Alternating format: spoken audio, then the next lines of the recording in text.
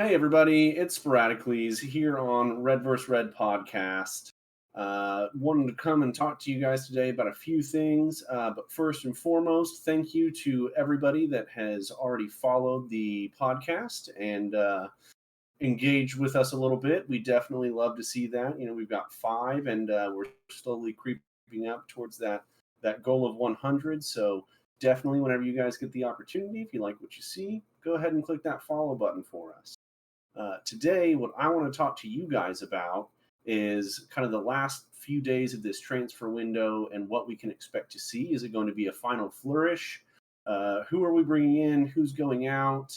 And on that topic, Ugarte, maybe that deal's going to be wrapping up. So very excited to get you guys informed on that. And then we're going to kind of transition into some of the pre-match for this weekend against Brighton Hove Albion, and maybe we see Joshua Zirkzee get his first start. Very excited, hoping to see that come to fruition, and what my thoughts are going to be for the lineup and the predictions for the game. So without further ado, again, I'm Sporadiclese, and we're going to jump right into this. So what I've been seeing so far in terms of transfer rumors is that we've got Jadon Sancho that is potentially linked with a move to Juventus, and I like the idea of it. I think that Juventus might be a little bit strapped for cash at the moment, so it might be something like a loan with an obligation to buy, which I would love. I would love to see that. I think that is something that we should utilize a little bit more. I know we've had a few outgoings, and maybe some of those loans with obligations to buy could help us offload some of those talents that we just don't see ourselves utilizing in the long term. And so for Jadon Sancho, I think it would be a great move. I think that unfortunately, Manchester United just hasn't quite worked out for him. I know a lot of the fan base is upset with him, and I would love to see him come in and do a job for us. But I think for him personally, with kind of who he is and his mentality, I think a move away is probably going to be the best for him. I was thinking either him or Antony should be moving on this transfer window, and I just don't see Eric Ten Hag wanting to get rid of Antony just yet. I think that with the price tag that was associated with him, we're not getting anything near that, and we're not. To be fair, we're not going to get that for Jadon Sancho either. I believe whenever we brought him in, it was to the tune of 85 million euros, and so that's no small fee. And I don't see us getting anywhere near that figure on return whenever we do potentially offload him. And Antony, again, very high price tag and very little return if we sell him now. But who knows? Maybe he has his breakout season this season. He's going to have some competition with Amad Diallo, so we'll just have to kind of play that one by ear. What we have gotten, though, is confirmation of a few outgoings. I believe just today we saw Will Fish getting a move to Cardiff City for £1 million, up to 3 or 4, I believe. So looking forward to seeing him getting some regular time.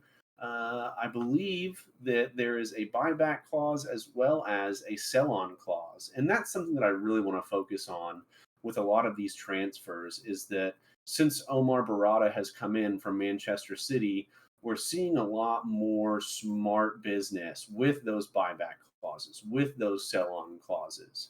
I believe with the Greenwood transfer, we also had a sell-on clause for him, and that is something that is going to help us out a ton in terms of staying within the bounds of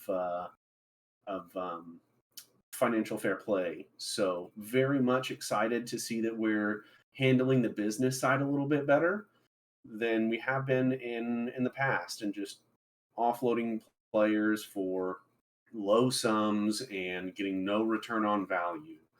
I think that we also paid a little bit more than we're ultimately getting out of Facundo Pellistri on his transfer to Greece, and unfortunately, that comes with the territory at times. But again, there is also a sell-on clause. And so this is what we're seeing with all of our outgoings, with a lot of our youth players.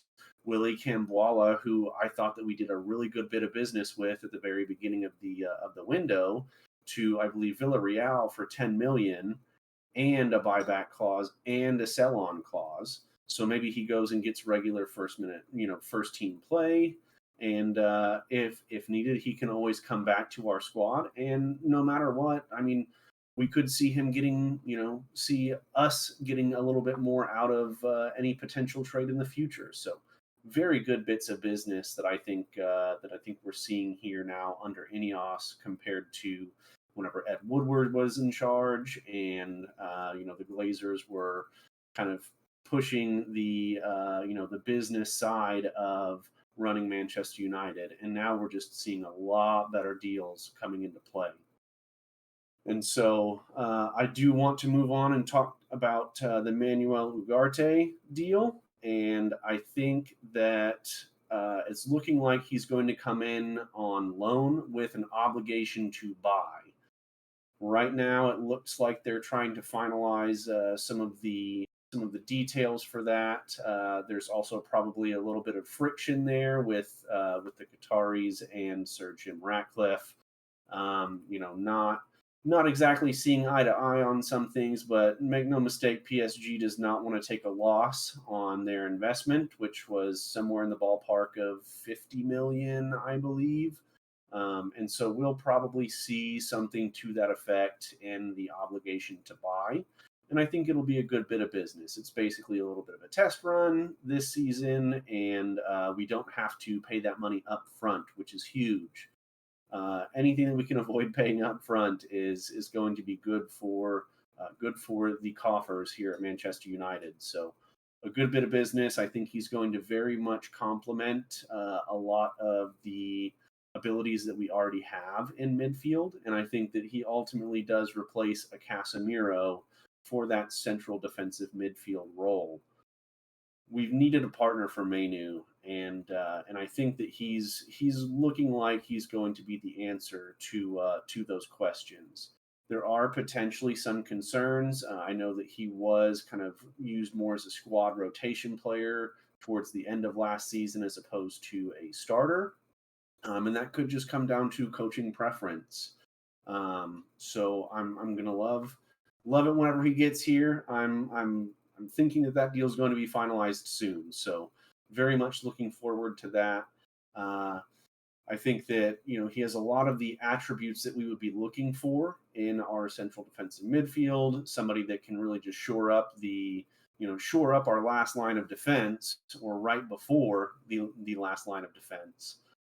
Maybe could do a little bit better in terms of one-on-ones and not getting dribbled past. I think every 90 minutes he gets dribbled past at least twice, based on his statistics from last season in Ligue 1. So something to hopefully develop upon there, but still getting in lots of tackles, covering lots of ground, and really being a good cornerstone of a midfield. And I think that he's going to bring a lot to the table there. In terms of who we've already seen come in, I'm really hoping that we see Joshua Zirkzee coming in tomorrow, getting the start. I think we looked okay last weekend against Fulham. Obviously, we didn't finish a couple of our chances, and that score line could have been a bit more flattering to us. I think that we definitely were good for the 3 goals that I predicted us scoring last week that didn't quite come to fruition. And a lot of that changed whenever Joshua Zirkzee came onto the pitch, dropping into midfield and allowing Bruno Fernandes to run in behind, getting the wingers engaged. We had a good number of opportunities from his ability to link up play from midfield into the attacking third. And I think that he did earn himself a starting role. He's had an extra week now to acclimate with the team a little bit, and so I'm very much hoping to see him right from the off and really relieving a lot of the pressure that I think we're going to see from this Brighton team. Because make no mistake, Brighton is nothing to scoff at.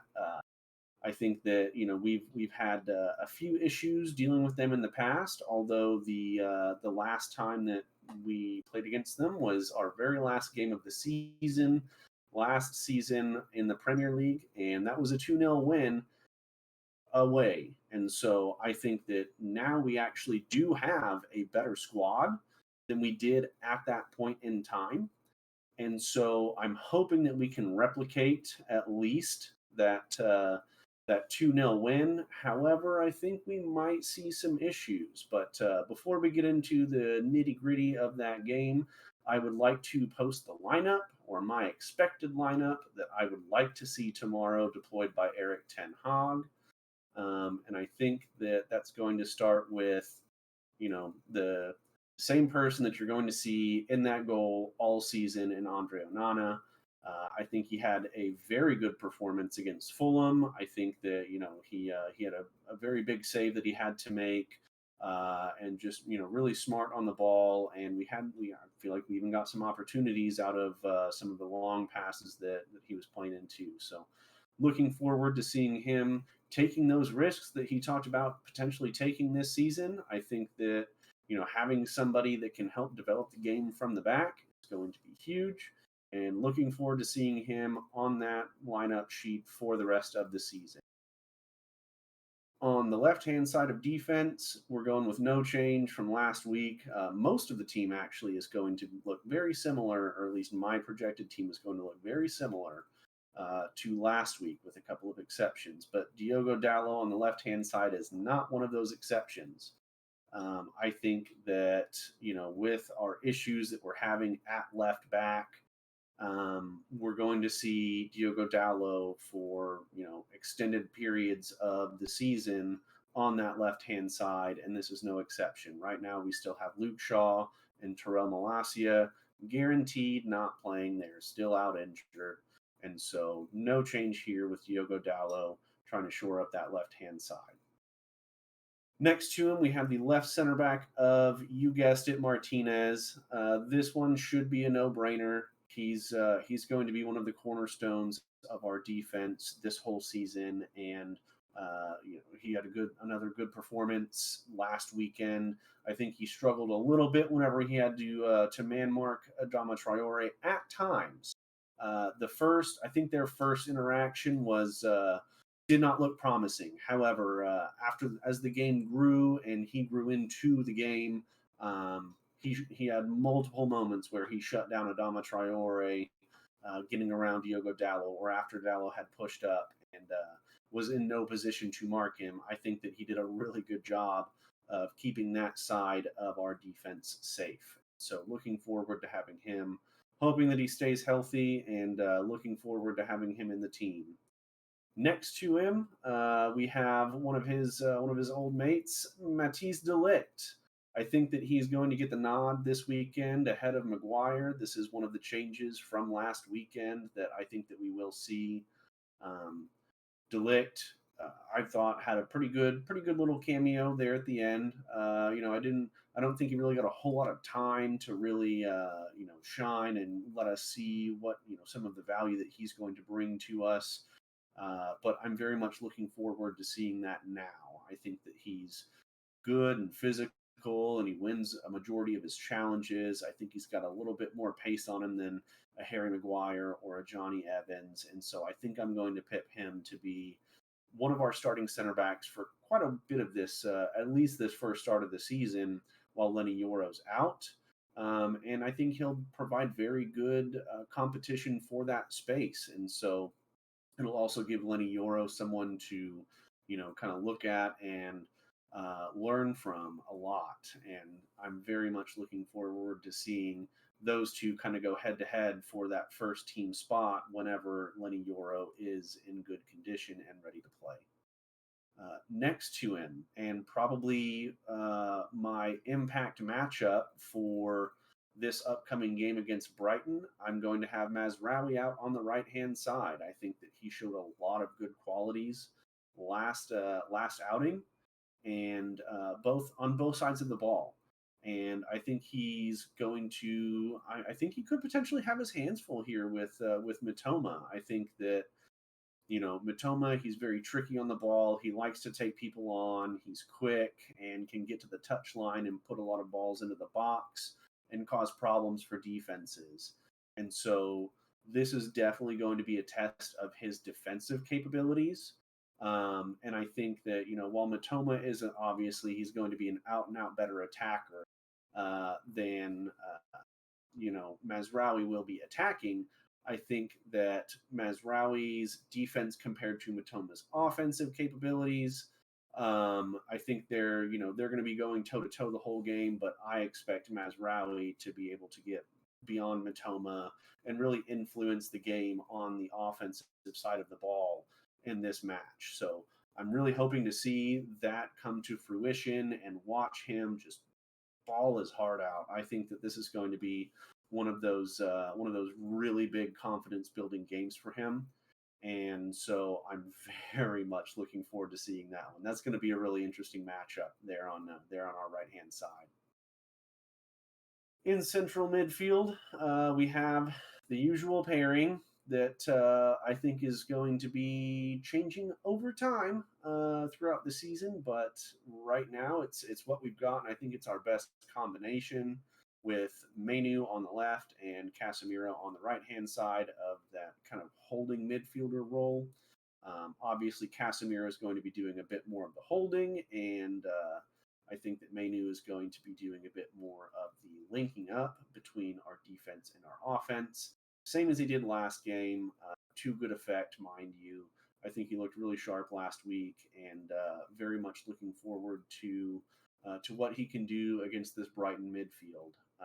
I know that Brighton have made some improvements to their squad this season, so very much looking forward to seeing him go up against some new opponents and see what he can bring to the table, because he's going to be an all-star for us, I think, over the course of his career at Manchester United, is Kobbie Mainoo.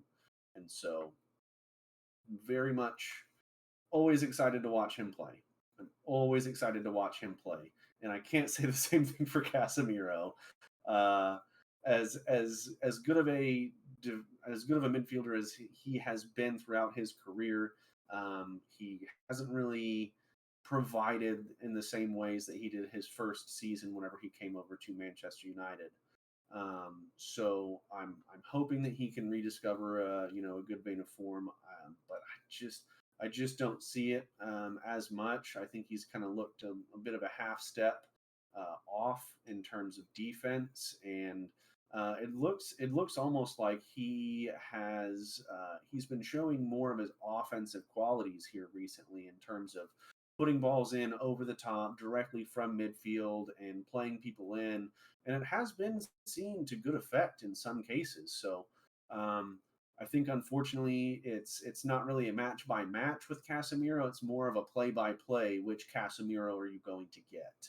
And so I'm hoping that with a game like this where Brighton is going, I don't think Brighton are going to sit back and shell up and really play a whole lot of defense and only counterattack. I think that they're very potent on the counterattack, but that should be a very end-to-end game. And so I don't think that Casemiro is going to last the whole match. I think he will get subbed off.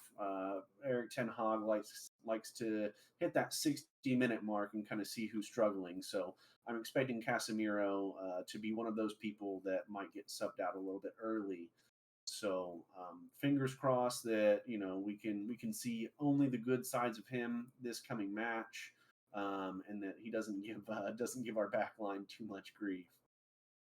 Moving into kind of our attacking players, we're gonna look at the left hand side first. We're gonna look at Marcus Rashford. I think Marcus Rashford is definitely going to start.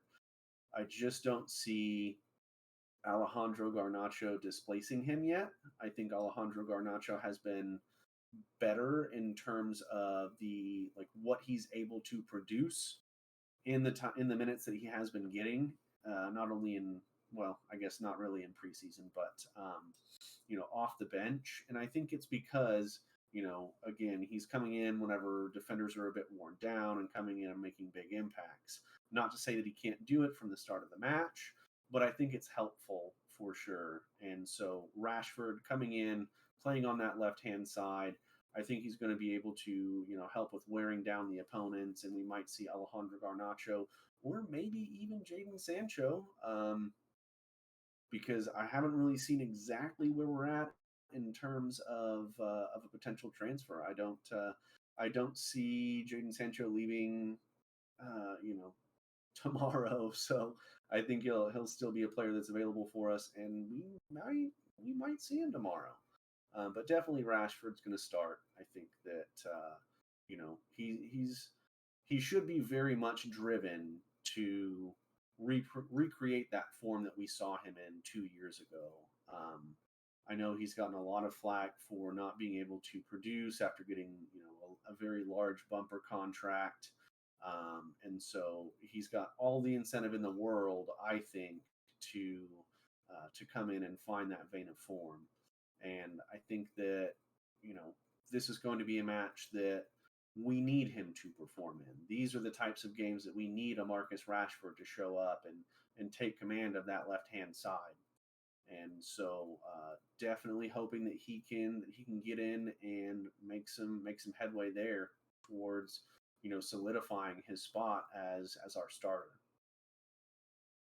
Next to him in the center attacking role, no question ever, first name on the team sheet. I'll say it every single week just to remind you.